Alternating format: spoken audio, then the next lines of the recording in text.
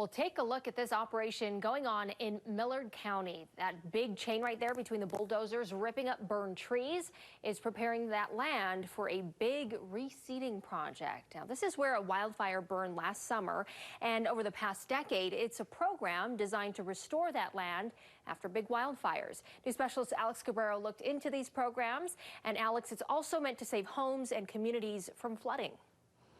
Right, people cheer when a fire is put out that's burning near their homes, Ashley. But the risk for damage isn't gone just because that wildfire is put out. Often that burn scar can lead to flooding and mud debris flows the next time it rains. Lately, it seems like firefighters in Utah don't get much of a break. It is a nonstop job.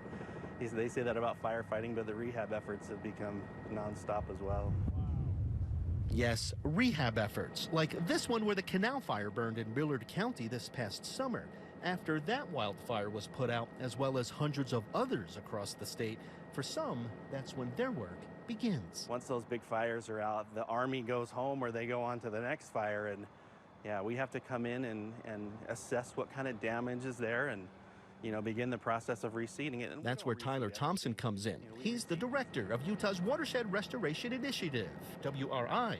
Basically, his team fixes the land wildfires burn. I think the best analogy that I often use is how do you plant your garden? You don't just go throw seed out on the ground and hope for the best. No, you have to churn the soil and remove old or dead vegetation first. That's what this operation was doing. Reseeding the land not only removes non-native plants, it's also a long-term solution to prevent floods that often happen after a wildfire. For example, look at this mud flow in Duchesne County the year after the Dollar Ridge fire.